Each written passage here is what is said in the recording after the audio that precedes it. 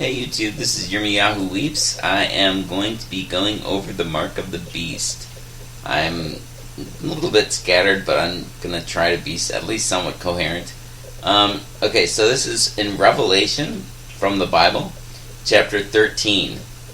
And I am not going to read the entire thing, and I'm not going to extrapolate a lot on what I think the beasts that it's talking about might be. I'll just say that it seems to me that the beasts represent, I'll go into a little bit. The first beast that it's talking about says it looks like a leopard, feet like a bear's, mouth like a lion's, and the dragon gave the beast. So all of those things, the animals that it's referring to, I think represent religious systems. So the beast has 7 heads and 10 horns, I think it is.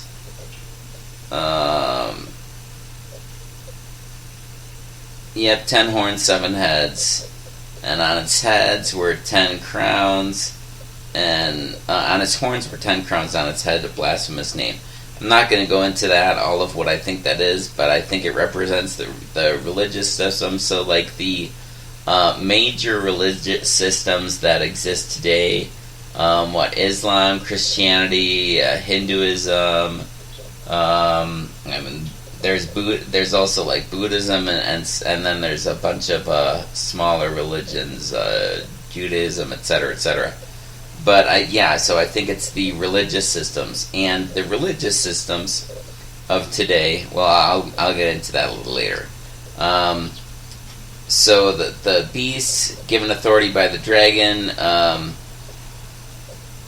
The beast was permitted to go to war against the set apart ones. So the ones that hold on, I got a cough. Excuse me. The called out ones, the called out people that Yah has chosen for Himself, and that that love and worship Yah the Creator in their character, in their inner self, and in truth. So that they know and understand the Creator because He's given that to them in their inner self. So like when it says in spirit, that would be the ruach, which really just means breath or wind, and it can be referring to the character of a person. So the breath of a person, it's their life, it's their character, it's who they are, their inner self. Okay, so going on. So the beast, the beast of the religious systems was permitted to go to war against the called out ones, the separate ones of Yah, the called out people of Yah, and conquer them. He was given ruling authority over every tribe, people, language, and nation, and all those who live on the earth. All those who live on the earth will worship the beast. So it says everybody. Now that all who live on the earth, it could be seen in a few different ways. So, like say for instance, somebody says, "Oh, everybody was at the party." They don't mean everybody on earth was at the party. They mean everybody of significance, or everybody in this little group that people are familiar with was at the party. So that's one way it could be referring to. And it could also be referring to everybody in a little group. But it can also be referring to everybody in an area, like when in Scripture when it says all Jerusalem went out to see Him, or everybody went out to see Yeshua. So it didn't mean that every single solitary person. I mean, I guess it could have, but it could have just meant that the mass populace went out to see Him, or the majority of people. So it doesn't necessarily. I think it doesn't necessarily. At least is the way it comes across to me. So it's not necessarily meaning every single person, but it could mean every single person. So here, when it says all those who live on the earth will worship the beast, I think that's probably meaning every person. Everybody, or it's either one of the two. It's meaning every person, every single person, or it's meaning the vast majority of people. Everyone whose name has not been written since the foundation of the world in the book of life belonging to the Lamb who was killed. Okay, so it's making a distinction. So everybody who's not written in the book of life, everybody else worships the beast, but except for the people that whose names have been written in the book of life. And then it says, if anyone is meant for captivity, into captivity he will go. If anyone is to be killed by the sword, then by the sword he must be killed. So, to me that seems to be saying that the Creator has determined what's going to happen to who. So the only way to understand that what's going to happen to who as far as captivity and being killed is with the Creator's knowledge. So from a human perspective, it may not be making any sense what's happening to who, but the Creator has it all figured out. That's the way it comes across to me. Especially when it says this requires steadfast endurance and faith from the separate ones, from the called out people. Then I saw another beast coming up from the earth. He had 2 horns like a lamb, but was speaking like a dragon. So 2 horns like a lamb, I'm sure there's symbolism there. Horn probably has to do with authority. The lamb, Yeshua, who people understand to be Jesus. Yeshua's Hebrew name was Yeshua, as far as my understanding of how to pronounce it. But he was the Lamb of Yehovah, the Lamb of the Creator. And so this beast has 2 horns, the double authority of Yeshua, but he's actually a beast. And if you wanted to, you can look at my video, The Identity of the Antichrist, where I make the case that I believe that Jesus is the Antichrist. And I explain why, that he's the God-man, that he,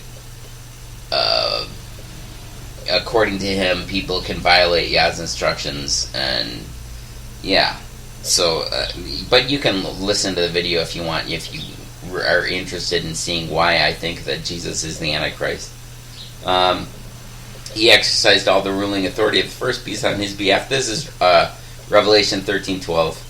I'm reading. And made the earth and those who inhabit it worship the first beast, the one whose lethal wound had been healed.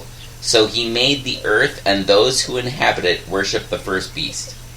So, who inhabits the earth? Mankind. People call humanity. All people. They inhabit the earth. So they are made to worship the first beast. All of humanity is made to worship the first beast. The religious system. He performed momentous signs, even making fire come down from heaven in front of people. And by the signs he was permitted to perform on behalf of the beast, he deceived those who live on the earth.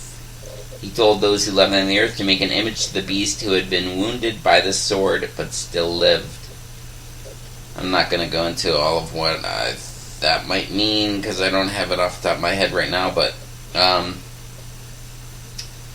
so yeah, the second beast and the first beast.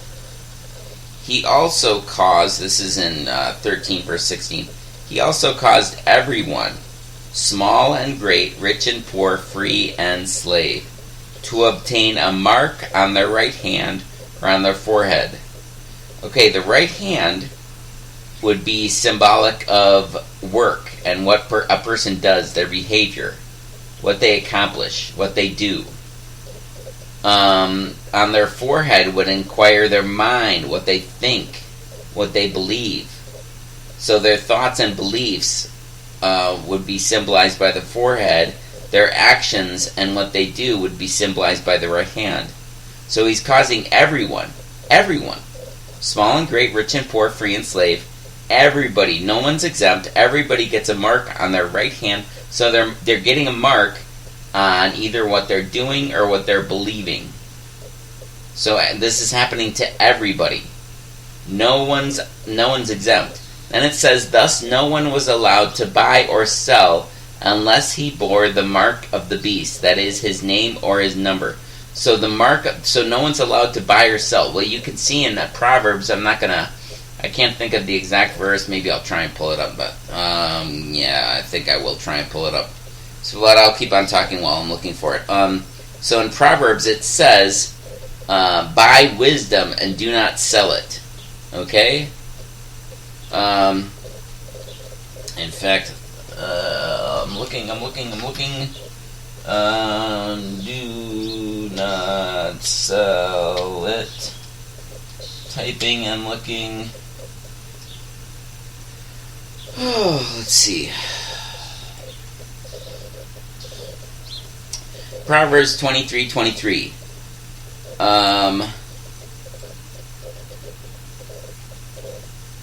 So this is from the NIV, Proverbs 23:23. Buy the truth and do not sell it. Get wisdom, discipline, and understanding. Okay? Buy the truth and do not sell it.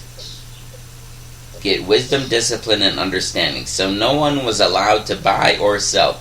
Then also, where is that? Yeshua talks about buy gold. I advise you to buy gold from me, refined in fire. And I will check that out where that is. He's talking to Yeshua's talking to one of the assemblies, advising them to buy gold from him, refined in fire. And that is just a moment. I'm looking. It's either in chapter 2 or chapter 3, and I'm trying to remember which one.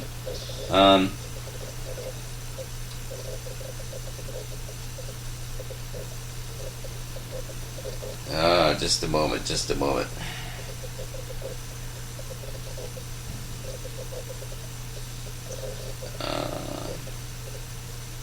Apparently it's chapter 3, because I just looked in chapter 2 and I did not find it. So I'm looking in chapter 3. So hopefully you're enjoying whatever I'm showing on the screen, because I don't even know what that's going to be yet, but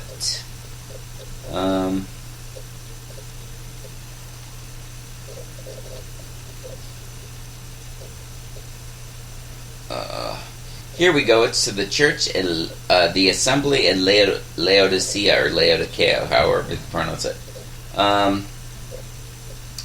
Yeshua is speaking, and he says, I know your deeds, that you are neither hot nor cold nor hot.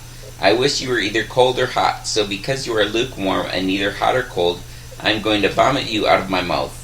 Because you say, I am rich and have acquired great wealth and need nothing, but do not realize that you are wretched, pitiful, poor, blind, and naked.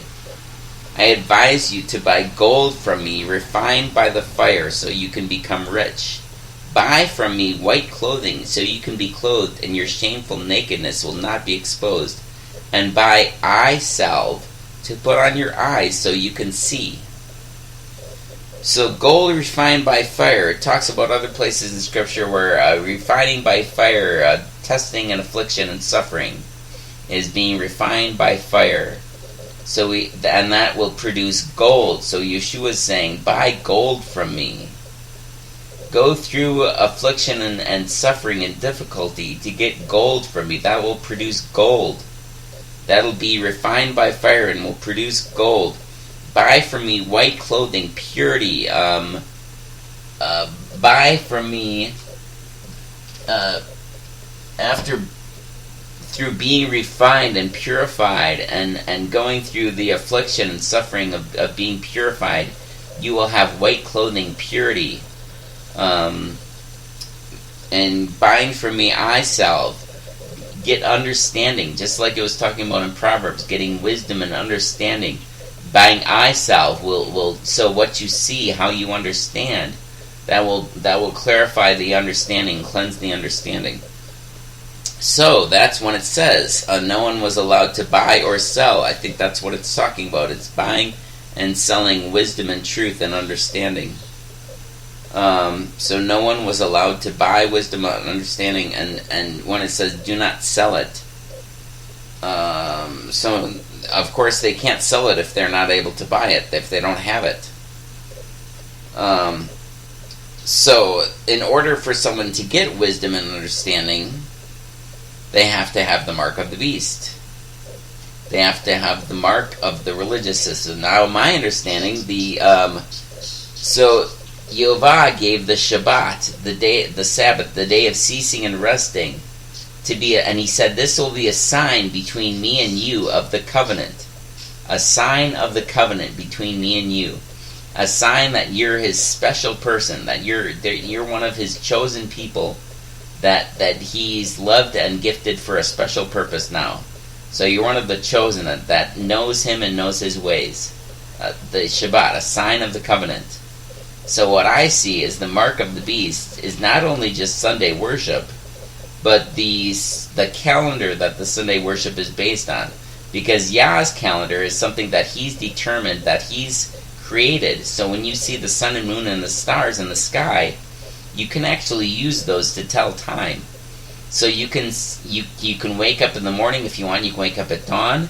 You go to sleep at night because it's dark, and being dark outside will naturally assist in sleeping. If there wasn't electricity, people could stay awake using fires, but otherwise it would be a naturally good time to go to sleep because it's dark and the light's not going to bother you or anything. And so daylight is when you can wake up and you have visibility because the sun is shining on the land, everything is visible. Your visibility is not obscured by nighttime. So that's an obvious indicator of time. People would use sundials. So the shadow on the sundial would indicate how much, like say, what hour it was. They could determine the hour of the day by how much time. You can see that it's noon when the sun is directly overhead, so that's halfway through the day. So it's telling time. Then if you look at the moon in the sky, the moon in the sky at night, the moon goes through a cycle every month. It takes 1 month for the month, and that's where the word month is based off of the moon. But it takes a month for the moon to go through its cycle. And for the moon to get to so the first appearing of the moon would be the beginning of the month. When the moon goes to half full, that's 1 week. It's always exactly 1 week. When the moon goes completely full, that's 2 weeks. When the moon goes the other half full, that's 3 weeks. And when the moon is dark, the month is over. It's been 4 weeks.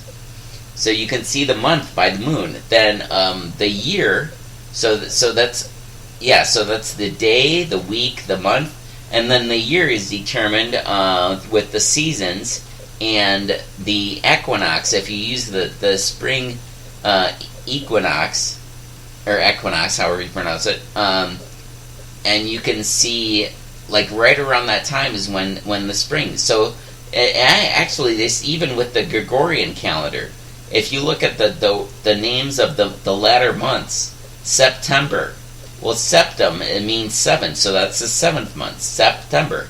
October, octo is 8, so that would be the 8th month. November, novem is 9, so it would be the 9th month. In December, Deca is 10, so that would be the 10th month. What is that? Yeah, 7, 8, 9, 10. Well, December now in the Gregorian calendar, they call it the 12th. Well, it used to be where December was the 10th month, then January the 11th, and February the 12th, and then after February was the new year, according to the Gregorian calendar. That's how it used to be, by my understanding. So we see that the beginning of the year as at the beginning of spring. Winter, with all of the snow and all the plants are basically in a state of death, that's the end of the year. Spring, the beginning, new life comes, the beginning of the year. Okay, so so that's when how the year is calculated with the spring equinox. So that's the Creator's calendar. You can see it in the sun, moon, and stars. That's how the Creator has determined the calendar. But the man-made calendar, according to that all the religious systems use, is a man-made calendar, the Gregorian calendar, Sunday worship. So that's all determined by the man-made calendar, the man-made religious systems. So that's the mark. So everybody, in order to get understanding, they have to first be in the man-made religious systems, and then the Creator calls them out. The Creator separates them. The Creator takes them out of the religious system. So everybody has already had the mark. Everybody's got the mark. The mark of the beast being the man-made calendar and worship days, whether it's Friday, Saturday, or Sunday. It's all according to the man-made calendar. And so they're in the religious system. They're in the beast, the man-made religious systems. And the Creator calls them out and has them start going through the suffering and trials and afflictions to purify them, to get gold, to get the white clothing, the pure white clothing, and to get the asal, the understanding and wisdom and truth. And so there's just a little bit more I want to say on this. His name or his number. So the name of the beast.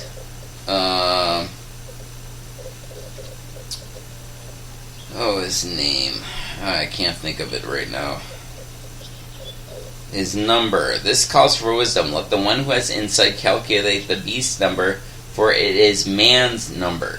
Man's number. Okay, so Yehovah, the Creator, his number would be 7, the number of completion. The number of purity, perfection, completion. Man's number is the number of incompletion, mortality, basically a failed state of being. And man's number would be 6. Creator's number is 7. Man's number would be 6. And man's number would be 666, and a completely amplified state of failed being, state of mortality. So man's great accomplishments, whatever man's great accomplishments would be, they're all in a context of contrast, which includes failure. So all of man's greatest accomplishments are going to include defect and failure. All of it. Because that's the reality we live in right now, is the reality of contrast, which includes things going wrong, failure, defect. So that's the beast's number, man's religious system accomplishments. The beast religious systems, whichever. It's all, to me, it's like all of the religious systems. You can all kind of categorize them as one, because their real deity, the religious systems, they may claim whatever deity, but their real deity is mankind. So even if they claim that it's Jesus or Allah or whatever, their all ultimate real deity is mankind. So the mark of the beast, everybody's had it, whether they currently have it or not. Everybody's had the mark of the beast. Everybody's operated under the religious systems of the world, using the man-made calendars to worship. And some people he has called out, and some people he will call out, because everybody's coming out of the beast. The beast is going to die. Everybody's coming out of it, and the Creator is going to redeem everyone. The Creator is going to give everyone, eventually, whether it's in this life or the next one, he's going to give everyone understanding. They're going to see the truth. He's going to redeem and purify everyone. So the mark of the beast. The mark of the beast, the man's calendar according to man's religious systems. Buying or selling truth, wisdom, the Creator's truth. So that's what the wisdom and truth and understanding is. It's knowing and understand the Creator and His ways, and in actuality. So, I have been in the beast. I'm still and of course we're all, since we live in this world, we're all submersed into the beast, because the beast rules on this world. But we can separate inwardly from the beast, even if we still have to live in the world of the beast, so we can separate inwardly to where we know and understand. At least this is my way of looking at it, that we know and understand the Creator and His ways as much as He gives to us. Because Because everything you are and everything you have is only whatever the Creator gives to you. So if the Creator gives you if the Creator calls you out and gives you separation from the beast inwardly, even though you have to live in the world and be part of the beast system in that way, but inwardly He separated you, then awesome. And if not, then He will later. So, okay, I think that is it. I've probably been going on for a while. Yep, 25 minutes. Okay, I hope this has been helpful. I would advise not being too worried. Like if the Creator gives you understanding and truth now, awesome. But know that the Creator is trustworthy. He is so like faith is great and everything, but even greater than that is that the Creator is who He is and that He is trustworthy. And so whether you trust Him or not, He is trustworthy and He will not fail. And He will see you through, and He will make it so that it's all good. Right now, the world is kind of crazy with all of the coronavirus stuff going on. I'm not going to get into that right now, but just know that, like, a way to look at it is that every moment of every day, all kinds of terrible things could happen to you. I mean, if you're driving, it could be a car accident, a fatal car accident. If you're, somebody could break into your home and murder you, or you could be at work and some crazy person could come in and shoot everybody and kill you. Someone could kidnap you and torture you for whatever stupid reason. So earthquakes. There's fires. There's all kinds of terrible things that can happen, and you can't predict it. Some stuff I guess you can kind of try to predict, but yeah, there's all kinds of stuff that you can't predict and that can just happen. And there's nothing you can do about it. But people don't live in absolute terror of all of the things that can happen to them.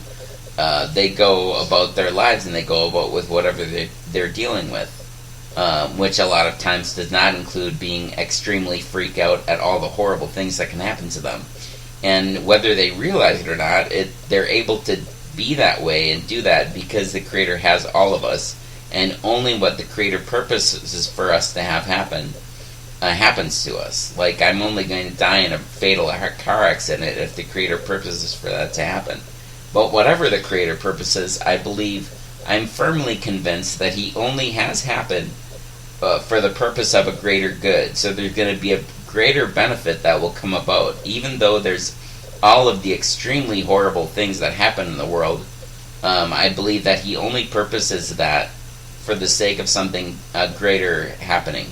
And part of that, you can look to Yeshua, how he was brutally, torturously executed, but then he rose to life again after 3 days, and through him going through that crap, he brought redemption to all of humanity. So all of humanity gets redeemed because of what he did. The Creator purposed it for it to happen that way, but yeah, his act of being horribly tortured to death, brings redemption to all of mankind. All people, every single one, gets redeemed because of what he did. So what you're going through, what I'm going through, what everybody's going through, the negative things that we're going through, the unpleasant whatever, the Creator may be bringing. The Creator is going to bring good out of that, and what the good will be so much greater than what we've had to go through, even though we can't see all of what that good will be right now. So yeah. So hopefully that gives you some peace in the midst of the difficulty that we're all having to go through, I think. So much love and peace. Hope this has been helpful. Hope your life is doing as good as possible, and whatever is not going well, just know that the Creator is going to bring good out of it, and it will benefit you in ways that you may not be able to see now, but you will very, very much appreciate later. Peace, shalom, goodness, and everything else. Sayonara, au revoir, adieu.